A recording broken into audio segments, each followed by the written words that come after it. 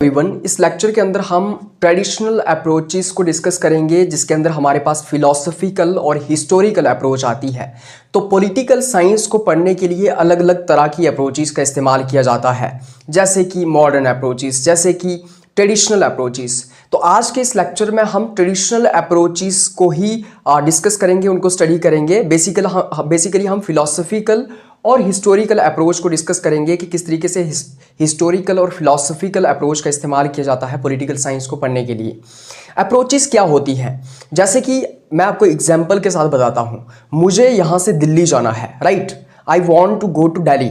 मुझे दिल्ली जाना है। दिल्ली जाने के मेरे पास दो तीन रास्ते हैं, जैसे कि मैं बस से दिल्ली जा सकता हूँ, मैं ट्रेन से दिल्ली जा सकता हूँ और मैं एरोप्लेन से दिल्ली जा सकता हूँ।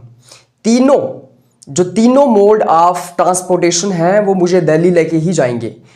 एरोप्लेन से मैं जल्दी पहुंच जाऊंगा, ट्रेन से मैं थोड़ा सा लेट पहुंचूंगा और बस से हो सकता है मैं थोड़ा सा और लेट पहुंचूँ। और तीनों का अपना अपना फ़ायदा है, अपने अपने नुकसान है, लेकिन तीनों मुझे दिल्ली ही लेके जाएंगे। उसी तरीके से पॉलिटिकल साइंस को पढ़ने के भी अलग अलग तरीके हैं, अलग अलग अप्रोचेस हैं, ट्रेडिशनल अप्रोचेस और मॉडर्न अप्रोचेस। ट्रेडिशनल के अंदर हमारे पास फिलॉसफिकल अप्रोच आती है, हिस्टोरिकल अप्रोच आती है, और मॉडर्न के अंदर भी हमारे पास बिहेवियरलिज्म आता है, पोस्ट बिहेवियरलिज्म आता है। तो आप ये समझिए कि पॉलिटिकल साइंस को पढ़ने के अलग अलग तरीके हैं और उनमें से दो तरीके जो है वो हम आज डिस्कस करने वाले हैं कि फिलॉसफिकल अप्रोच क्या है, मतलब फिलॉसफिकल अप्रोच के अंदर क्या बताया जाता है और कैसे पॉलिटिकल साइंस को पढ़ा जाता है, और हिस्टोरिकल अप्रोच क्या है। तो आइए समझते हैं। सबसे पहले हम समझते हैं philosophical approach to study political science. मतलब पॉलिटिकल साइंस को पढ़ने के लिए फिलॉसफिकल अप्रोच का किस तरीके से इस्तेमाल किया जाता है, या फिलॉसफिकल अप्रोच के अंदर क्या आता है, क्या कहते हैं फिलॉसफिकल अप्रोच वाले कि पॉलिटिकल साइंस को कैसे पढ़ना चाहिए।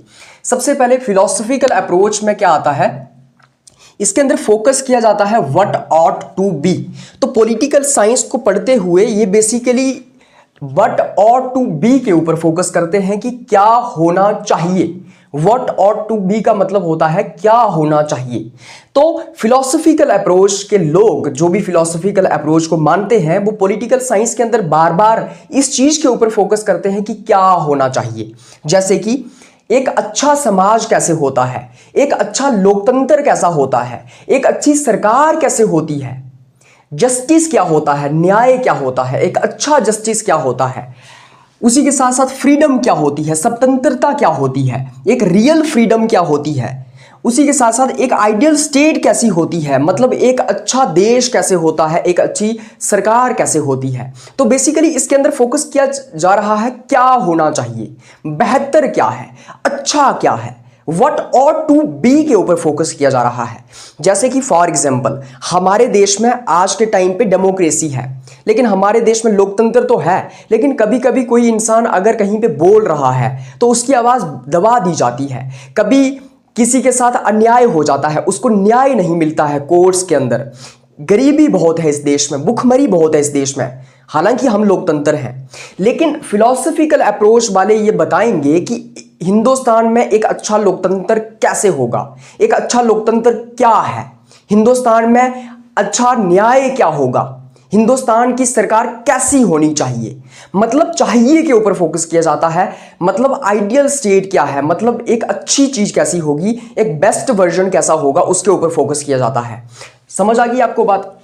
Does not deal with facts and data. Facts के ऊपर यहाँ पे ज़्यादा फोकस नहीं किया जाता है, डेटा के ऊपर ज़्यादा फोकस नहीं किया जाता है कि हमारे देश में कितनी गरीबी है, कितनी भुखमरी है इस देश में असल में क्या हो रहा है, उसके ऊपर फोकस नहीं किया जा रहा है। व्हाट इज के ऊपर फोकस नहीं किया जा रहा है कि हो क्या रहा है, असलियत क्या है, बल्कि ये कहा जा रहा है कि होना क्या चाहिए। जैसे कि अभी अक्षय कैसा है, इसके ऊपर फोकस नहीं किया जा रहा है।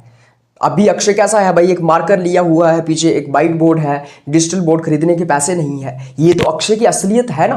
लेकिन फोकस इस चीज के ऊपर किया जा रहा है कि अक्षय 10 साल बाद कैसा होगा, अक्षय कैसा होना चाहिए, अक्षय का पढ़ाने का तरीका कैसा होना चाहिए, है कैसा, इसके ऊपर फोकस नहीं किया जा रहा है। Are you getting it.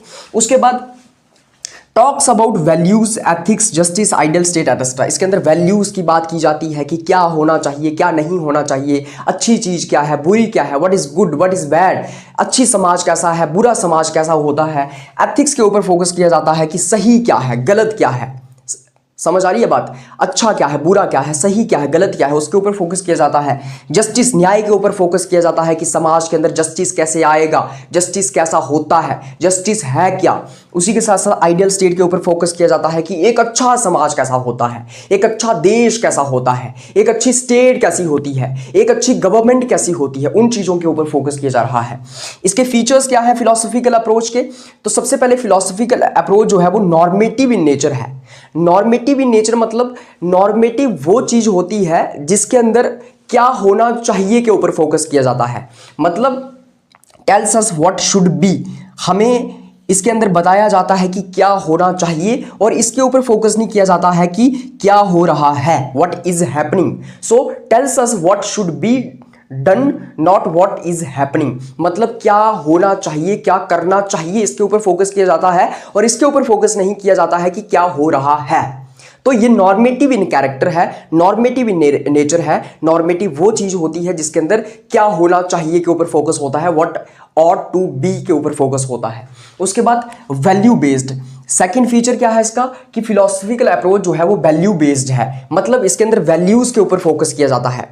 जैसे कहते हैं ना कि बच्चों के अंदर मॉरल वैल्यूज होनी चाहिए। मॉरल वैल्यूज मतलब क्या? वो बड़ों की इज्जत करें, वो सही हमेशा सच बोलें, वो सही रास्ते के ऊपर चलें, वो बड़ों को प्रणाम करें, वो डिसिप्लिन फॉलो करें, वो किसी के साथ बदतमीजी ना करें। यही तो होती है मॉरल वैल्यूज। इसी तरीके से इसके अंदर भी वैल्यूज के ऊपर फोकस किया जाता है। वैल्यूज क्या? जस्टिस होना चाहिए समाज के अंदर, न्याय होना चाहिए, सब कुछ बढ़िया होना चाहिए समाज के अंदर, लिबर्टी होनी चाहिए लोगों के पास, स्वतंत्रता होनी चाहिए लोगों के पास, वो बोल सकें, राइट टू फ्रीडम हो उनके पास, फ्रीडम टू स्पीच हो उनके पास, वो बोल सकें, वो कोई भी धर्म मान सकें। मतलब आज़ादी होनी चाहिए, लिबर्टी होनी चाहिए लोगों के पास, इक्वलिटी होनी चाहिए समाज के अंदर, मतलब बराबरी होनी चाहिए, अमीर और गरीब के बीच में अंतर खत्म हो जाना चाहिए, जाति के आधार पे, मज़हब के आधार पे ऊंच नीच खत्म हो जानी चाहिए, समाज के अंदर इक्वलिटी आ जानी चाहिए, लोगों के पास राइट्स होने चाहिए, अधिकार होने चाहिए, बोलने का अधिकार, बराबरी का अधिकार, धर्म को मानने का अधिकार, पढ़ने का अधिकार, अलग अलग राइट्स लोगों के पास होने चाहिए,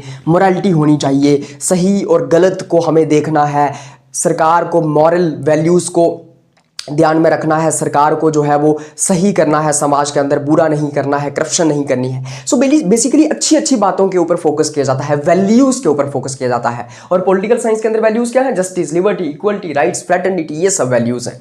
उसके बाद एब्स्ट्रैक्ट थिंकिंग, मतलब यहाँ पे एब्स्ट्रैक्ट थिंकिंग होती है। मतलब यहाँ पे सिर्फ आइडियाज़ के ऊपर फोकस किया जाता है। एब्स्ट्रैक्ट क्या होता है? वो चीज़ जो रियलिटी में एग्जिस्ट नहीं करती है, सिर्फ आइडियाज़ में एग्जिस्ट करती है। जैसे कि मैं कहूँ कि यार हिंदुस्तान में गरीबी खत्म हो जानी चाहिए, हिंदुस्तान का प्रधानमंत्री मुझे बन जाना चाहिए, और फिर मैं जब प्रधानमंत्री बनूंगा तो मैं अमीरों से पैसा छीन के गरीबों में बांट दूंगा। अब मैं ये एब्स्ट्रैक्ट थिंकिंग कर रहा हूँ, असलियत में ये होगा पॉसिबल?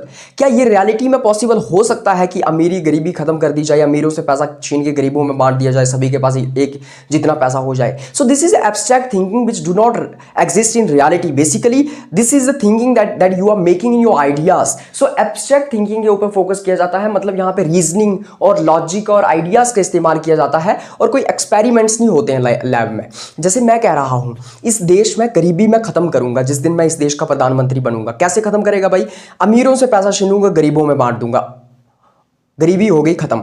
दूसरा तरीका क्या है भाई तेरे पास? मैं क्या करूंगा ना, सारे के सारे गरीब लड़के अमीर लड़कियों के साथ शादी कर देंगे, और सारी की सारी गरीब लड़कियां अमीर लड़कों के साथ शादी कर देंगी, तो इससे भी गरीबी खत्म हो जाएगी। ये मैं सिर्फ आइडियाज में सोच रहा हूं। क्या मैं एक्सपेरिमेंट किया मैंने इसका? क्या असलियत मैंने इसको मैंने कहीं पे प्रैक्टिस किया? क्या इसका एक्सपेरिमेंट किया? असलियत में इसको देखा मैंने, एक्सपेरिमेंट किया कहीं पे कि ये सच में हो सकता है या नहीं हो सकता है? तो मैंने एक्सपेरिमेंट नहीं किया। तो ऐसे ही यहाँ पे रीजनिंग और आइडियाज का इस्तेमाल किया जाता है, एक्सपेरिमेंट्स नहीं किए जाते हैं। फोकस ऑन आइडियल, आइडियल के ऊपर फोकस किया जाता है। मतलब आइडियल क्या होता है, क्या होना चाहिए, बेहतर क्या है? तो बेसिकली इसमें ये इमेजिन करने की कोशिश की जाती है, tries to imagine best form of society या स्टेट। मतलब स्टेट और सोसाइटी की बेस्ट फॉर्म क्या हो सकती है। जो सरकार आज काम कर रही है, ये सरकार सबसे अच्छी कैसे हो सकती है, इसकी बेस्ट फॉर्म कैसे हो सकती है, ये सरकार को क्या करना चाहिए, सबसे अच्छी फॉर्म क्या होगी इस सरकार की। ये देश हिंदुस्तान आज इस जगह पे खड़ा है, तो हिंदुस्तान की सबसे बेस्ट फॉर्म क्या होगी, मतलब हिंदुस्तान सबसे अच्छा कैसे हो सकता है, उसके ऊपर फोकस किया जाता है। आइडियल के ऊपर फोकस किया जाता है। आइडियल क्या होता है? सबसे बेहतर, सबसे बेस्ट। उसके बाद एग्जाम्पल्स क्या है इसके अंदर, तो एग्जाम्पल्स ही है, एग्जाम्पल्स हमारे पास आती हैं जैसे प्लेटो की आइडियल स्टेट थी और फिलोसोफर किंग था। प्लेटो एक दार्शनिक था, एक इंसान था जो आज से 2000-2500 साल पहले पैदा होता है यूरोप के अंदर, एथेंस के अंदर, ग्रीस के अंदर। प्लेटो ने कहा कि एक जो है ना वो आइडियल स्टेट होगी और उस आइडियल स्टेट को एक फिलोसोफर किंग चलाएगा। बेसिकली प्लेटो की आइडियल स्टेट क्या थी आपको इतना समझने की अभी तक जरूरत नहीं है। आप ये समझ लीजिए कि प्लेटो हवा में बातें कर रहा था। प्लेटो कह रहा था कि एक ऐसा देश होगा जिस देश के अंदर जो रूलर होगा, जो राजा होगा, वो सबसे पढ़ा लिखा होगा, बहुत ज्यादा ज्ञान होगा उसके पास, वो फिलोसोफर किंग होगा। वो जो रूलर होगा, राजा होगा, वो शादी नहीं करेगा, उसकी अपनी प्रॉपर्टी नहीं होगी, उसके अपने बच्चे नहीं होंगे। हालांकि वो मेटिंग करेगा, सेक्स करेगा वो, लेकिन सेक्स करने के बाद उसकी जो उसके जो बच्चे होंगे उसको वो पता ही नहीं चलेंगे। मतलब उसने मीटिंग की और उसके बाद वो चला गया, वो अपना काम देख रहा है, उसके बच्चे कौन होंगे वो पता नहीं होगा किसी को। वो जो फिलोसोफर किंग होगा ना, वो इतना महान होगा कि उसके अंदर लालच नहीं होगा और हर इंसान अपनी काबिलियत के हिसाब से काम करेगा। तो बेसिकली कुछ लोग जो होंगे वो राजा बनेंगे, कुछ लोग होंगे जो सोल्जर बनेंगे और कुछ लोग होंगे जो किसान बनेंगे, जो मजदूर बनेंगे, क्या बोलते वर्कर्स बनेंगे, जो आर्टिस्ट बनेंगे। ये 3 क्लासेस होंगी। तो बेसिकली एक इमेजिनेशन ड्रॉ कर रहा है, वो एक इमेजिनेबल सोसाइटी को इमेजिन करने की कोशिश कर रहा है, एक आइडियल स्टेट को इमेजिन कर रहा है कि एक ऐसी स्टेट होगी। क्या रियलिटी में ऐसी स्टेट थी? क्या है? क्या होगी कभी? मुझे नहीं लगता। बेसिकली प्लेटो ने जो कहा, जो सोचा, वो एग्जिस्ट नहीं किया कभी, असलियत में वैसा नहीं हुआ। तो प्लेटो ने एक आइडियल स्टेट और फिलोसोफर किंग के बारे में उसका कंसेप्ट दिया, इसलिए ये इसकी एक एग्जांपल है। दूसरा कार्ल मार्क्स। कार्ल मार्क्स ने कम्युनिज्म की बात की। कम्युनिज्म मतलब क्लासलेस और स्टेटलेस सोसाइटी होगी। बेसिकली कार्ल मार्क्स ने कहा कि एक ऐसी स्टेट होगी जिसके अंदर गरीब जो है वो अमीरों को मार देंगे और अमीरों से पैसा छीन के बांट दिया जाएगा, फिर सब लोग बराबर हो जाएंगे। उसके बाद हम पुलिस, स्टेट, इन सब चीजों को हटा देंगे, गरीबी अमीरी के बीच अंतर खत्म हो जाएगा, जात पात के बीच अंतर खत्म हो जाएगा, इवन की बॉर्डर्स भी नहीं बचेंगे, जैसे पाकिस्तान, हिंदुस्तान, ये सब देश भी नहीं बचेंगे, सारे लोग एक हो जाएंगे। सारे लोग जो हैं वो किसी की कोई फैमिली नहीं होगी, कोई बीवी नहीं होगी, राइट। तो बेसिकली उसने क्लासलेस सोसाइटी को इमेजिन किया, एक स्टेटलेस सोसाइटी को इमेजिन किया। आप बस ये समझ लीजिए कि उसने भी एक हवा की बात की, एक हवा में बात की, एक यूटोपियन सोसाइटी की बात की जो कि कभी रियलिटी में एग्जिस्ट नहीं की। तो कार्ल मार्क्स का जो कम्युनिज्म है वो भी हमारा किसकी एग्जाम्पल है? फिलोसॉफिकल अप्रोच की एग्जाम्पल है कि कार्ल मार्क्स एक ऐसे समाज के बारे में सोच रहा है जो समाज रियलिटी में एग्जिस्ट नहीं करता है और ना ही कभी करेगा शायद। उसके बाद मेरिट्स क्या है फिलोसॉफिकल अप्रोच के और डिमेरिट्स क्या है? मेरिट्स ये हैं कि it gives moral and ethical direction to politics. Basically politics के अंदर मॉरल और एथिकल डायरेक्शन देती है फिलोसॉफिकल अप्रोच। मतलब पॉलिटिक्स के अंदर बेसिकली सही क्या है, गलत क्या है, क्या सही होना चाहिए, उसकी बात की जाती है। बेसिकली ये बताया जाता है कि सरकार को क्या करना चाहिए, क्या नहीं करना चाहिए। तो बेसिकली सही और गलत की बात यहाँ पे की जाती है, मॉरल्स और एथिक्स डाले जाते हैं पॉलिटिक्स के अंदर। दूसरा, inspires societies to improve and aim at best. इसमें सोसाइटीज को इंस्पायर किया जाता है कि कैसे इंप्रूव किया जाए। जैसे कि बेसिकली ये कहा जा रहा है कि भारत की सरकार एक अच्छी सरकार कैसे होगी। समझ आ रही है बात? ये कहा जा रहा है कि भारत की सरकार एक अच्छी सरकार कैसे होगी। तो मतलब ये कि भारत की सरकार को ये ऑप्शन दिया जा रहा है कि आप अच्छा बनो। तो समाज को बेहतर करने के लिए एक समाज बेस्ट समाज कैसे होगा, एक स्टेट बेस्ट स्टेट कैसी होगी, उसकी इसके अंदर बात की जाती है। तो हो सकता है कि भारत की सरकार फिर काम करे अच्छा बनने के लिए, राइट। हो सकता है कि भारत की सरकार अब जो काम कर रही है वो अच्छा काम ना हो। तो ये कहा जा रहा है कि भारत की सरकार बेस्ट सरकार कब होगी। तो जब आपको एक ऑप्शन दिया जा रहा है कि आप बेस्ट कैसे बन सकते हो, तो हो सकता है सरकार उसके लिए काम करे बेस्ट बनने के लिए। उसी के साथ साथ इसके अंदर वैल्यूज़ की बात की जाती है। वैल्यूज़ मतलब जैसे मैंने आपको बताया, justice, liberty, equality, rights, morality, इन सब चीज़ों की बात की जाती है। तो बेसिकली जब जस्टिस की, इक्वालिटी की, लिबर्टी की बात की जा रही है तो इससे फ़ायदा ही तो है। जब समाज के अंदर जस्टिस होगा तो लोगों के पास न्याय होगा, इक्वालिटी होगी तो जात पात के ऊपर कोई जात पात नहीं होगी, कोई छूत छात नहीं होगी, सब लोग बराबर होंगे, अमीरी गरीबी के बीच में अंतर खत्म हो जाएगा, तो ये अच्छी बात ही तो है। तो वैल्यूज की बात की जाती है तो अच्छी बात है। उसके बाद इसके डिमेरिट्स क्या है? It is too idealistic, sometimes impossible to achieve. बड़ी आइडियलिस्टिक है, इतनी हवा में तुमने बात कर ली, इतनी तुमने यूटोपियन बात कर ली कि इसको रियलिटी में अचीव करना पॉसिबल ही नहीं है। जैसे प्लेटो ने आइडियल स्टेट का कंसेप्ट दिया कि ऐसा समाज होगा, ऐसा देश होगा, लेकिन आज तक नहीं हुआ, तो इसका मतलब तुमने ज्यादा ही हवा में बात कर दी, राइट। उसके बाद ignores reality and practical aspect of politics. इसमें जो असलियत है, जो रियलिटी है, जो प्रैक्टिकल रियलिटी है, उसको इग्नोर कर दिया जाता है। भाई असलियत में हो क्या रहा है उसके ऊपर फोकस करो ना। एक अच्छा समाज कैसे होगा, गरीबी कैसे खत्म हो जाएगी, एक अच्छी सरकार कैसी होगी, उसके ऊपर फोकस किया जा रहा है। भाई हो क्या रहा है कैसी सरकार अभी, इसके ऊपर फोकस करो। जब इसके ऊपर फोकस करोगे तभी इसको बेहतर कर पाओगे। उसके बाद अनसाइंटिफिक एंड यूटोपियन। कोई साइंटिफिक नहीं है, मतलब हवा में बात कर दी, मेरे मन में कुछ आया मैंने बोल दिया।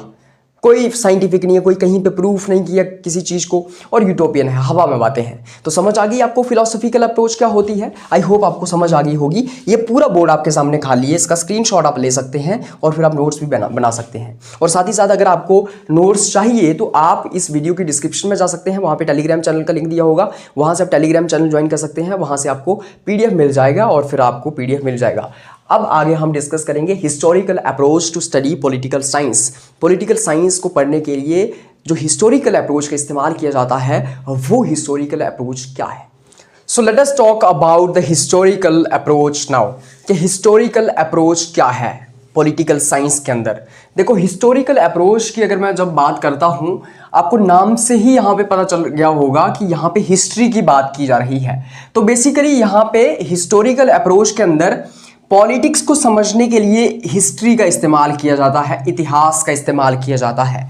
मतलब आज पॉलिटिकल इवेंट्स ऐसे क्यों चल रहे हैं, आज डेमोक्रेसी एग्जिस्ट क्यों करती है, हिंदुस्तान के अंदर लोकतंत्र आज क्यों है, ये बेसिकली इतिहास से जाना जाता है।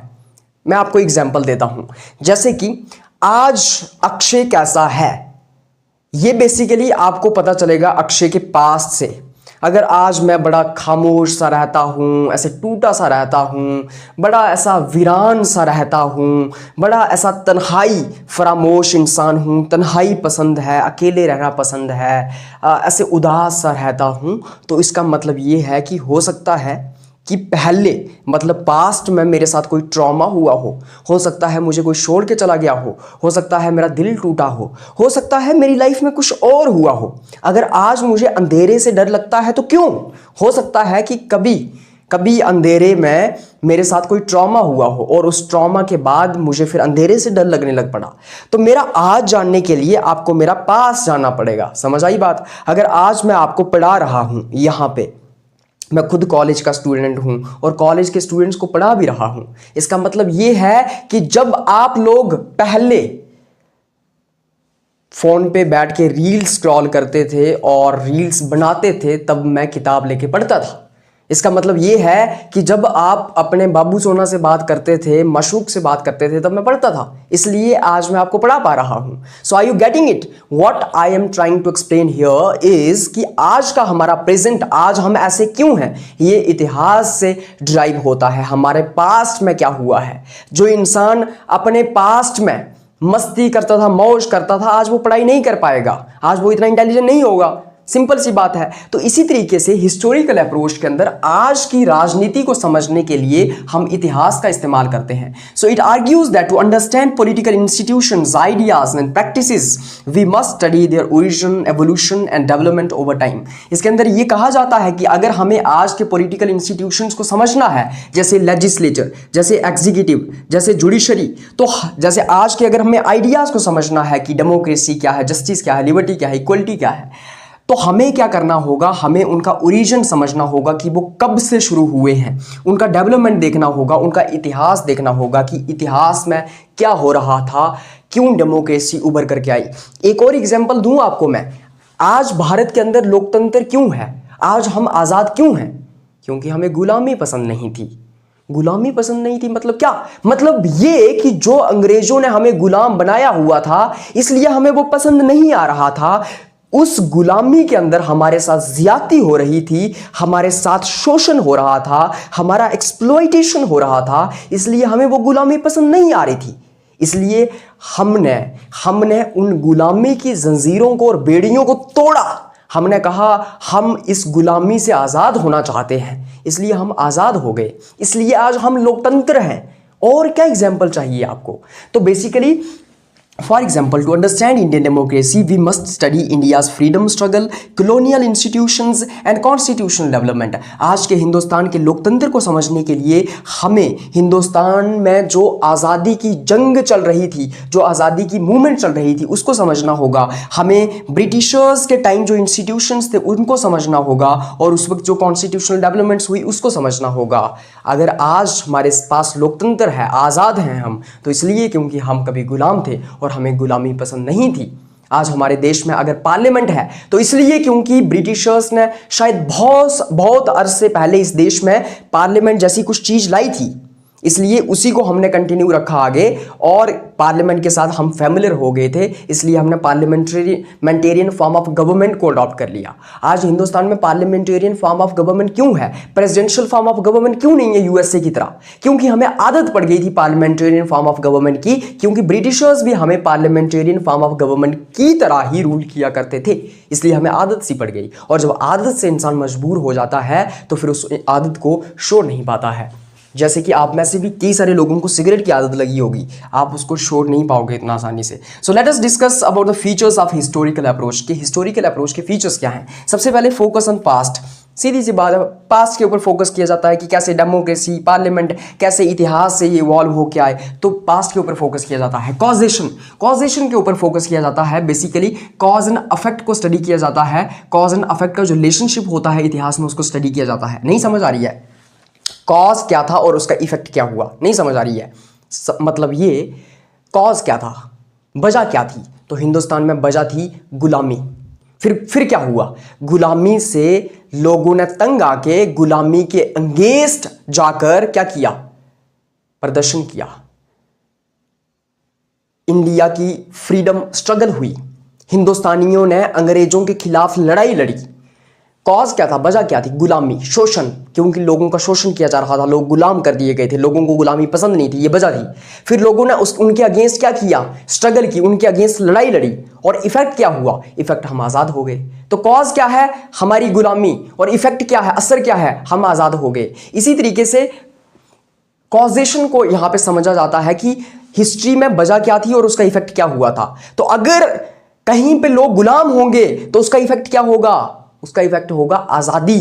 तो मतलब ये कि किसी को गुलाम बना के रखोगे तो फिर वहां पे एक गुब्बारा फूटेगा, वहां पे लोग आज़ादी की डिमांड करने लगेंगे और वो लोग आज़ाद हो जाएंगे। तो जहां जहां पे भी लोगों को गुलाम बनाया गया था वहां वहां उन लोगों ने हथियार उठाए और आज़ादी हासिल की। तो कॉजेशन को हम समझते हैं कि इतिहास में कॉज एंड इफेक्ट का क्या रिलेशनशिप होता है। अगर लोगों को गुलाम करोगे तो क्या होगा?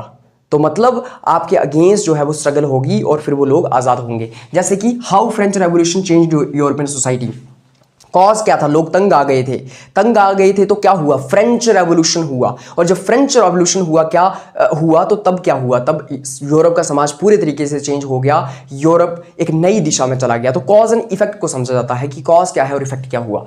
उसके बाद इंस्टीट्यूशनल डेवलपमेंट, हम इसके अंदर समझते हैं कि कैसे जो political institutions, legislature, executive, judiciary, वो कैसे इवॉल्व होके आए इतिहास से, कैसे वो डेवलप हुए। रियलिस्टिक है ये, मतलब इसके अंदर हवा में बातें नहीं की जाती हैं, एक्चुअल हिस्टोरिकल फैक्ट्स के ऊपर फोकस किया जाता है और इमेजिनेशन ज़्यादा नहीं की जाती है कि ऐसा होना चाहिए, वैसा होना चाहिए। नहीं भाई, किसी को गुलाम बनाओगे तो इसका मतलब ये है कि आपको रेजिस्टेंस फेस करना पड़ेगा। अगर कल हम जाके, हिंदुस्तानी जाके पाकिस्तान के अंदर लोगों को गुलाम बना दें और उनको अपने कब्जे में कर लें तो क्या होगा? कभी ना कभी तो वो गुब्बारा फूटेगा और कभी ना कभी तो वो लोग हमारे अगेंस्ट जो है क्या करेंगे? हथियार उठाएंगे, हमारे अगेंस्ट जो है वो जंग छेड़ेंगे और उसके बाद वो आज़ादी हासिल करेंगे अपनी। तो मतलब ये हमें समझ आता है। तो बेसिकली जो असलियत में हुआ होता है इतिहास में वो हम इसके अंदर देखते हैं। हम सिर्फ और आइडियाज़ के ऊपर और इमेजिनेशन के ऊपर फोकस नहीं करते हैं। इसके मेरिट्स क्या हैं? Provide context and background. अगर आज कुछ हो रहा है, अगर आज अक्षय ऐसा है तो क्यों है, उसका हमें कॉन्टेक्स्ट बताता है ये हिस्टोरिकल अप्रोच। उसका हमें बैकग्राउंड बताता है कि अक्षय अगर आज ऐसा है तो ज़रूर इसके पास्ट में कुछ ऐसा हुआ होगा। आज मैं अगर उदास से रहता हूँ तो ज़रूर मेरे इतिहास में कुछ, मेरे पास्ट में कुछ ट्रॉमा हुआ होगा, मेरे साथ कुछ बीती होगी, इसलिए आज मैं ऐसा हूँ। Explains Y institutions exist in their present form. हमें ये बताने की कोशिश की जाती है कि आज इंस्टीट्यूशंस ऐसे क्यों हैं, क्योंकि इतिहास में इनके साथ ऐसा हुआ होगा। आज हिंदुस्तान में लोकतंत्र क्यों है, क्योंकि इतिहास में लोग गुलाम थे और गुलामी से तंग आए, फिर लोकतंत्र आ गया। Based on facts and evidences, facts और एविडेंसेस के ऊपर फोकस किया जाता है, मतलब रियलिटी में क्या हुआ था इतिहास में वो हमें बताया जाता है। अब डिमेरिट्स क्या है इसके? डिमेरिट्स ये है कि too much dependence on past, सिर्फ और सिर्फ इतिहास की बात कर रहे हैं, इतना ज़्यादा आप इतिहास के ऊपर, पास्ट के ऊपर फोकस कर रहे हैं, और कभी कभी तो आप प्रेजेंट को इग्नोर कर देते हैं, मतलब आज क्या चल रहा है। जैसे हिंदुस्तान प्राचीन काल में आज से 2000 साल पहले बहुत महान होता था, हमारे पास वेदास होते थे, हमारे पास उपनिषद होते थे, हमारे ऋषि मुनि सब जानते थे। हम ये पहले से जानते थे कि सूरज जो है वो सूरज के अराउंड पृथ्वी चक्कर लगाती है। हम तो पहले से जानते थे कि सर्जरी कैसे की जाती है। हमने तो बहुत पहले आपको जीरो दे दिया था। भारत में गरीबी नहीं होती थी 2000 साल पहले, ठीक है भाई, लेकिन आज क्या हो रहा है? आज तो गरीबी है ना भारत में, तो बार बार क्यों उछाल रहा है उस इतिहास को? बार बार ये क्यों कह रहा है कि तुम बहुत महान होते थे? आज तुम महान नहीं हो ना। सो बेसिकली कभी कभी प्रेजेंट को इग्नोर कर दिया जाता है। Risk of historical bias, historical bias का रिस्क होता है। कभी कभी आपने हिस्टोरिकल कोई डेटा उठाया, लेकिन हो सकता है कि वो आपको गलत डेटा मिल गया हो, पॉसिबिलिटी है ना।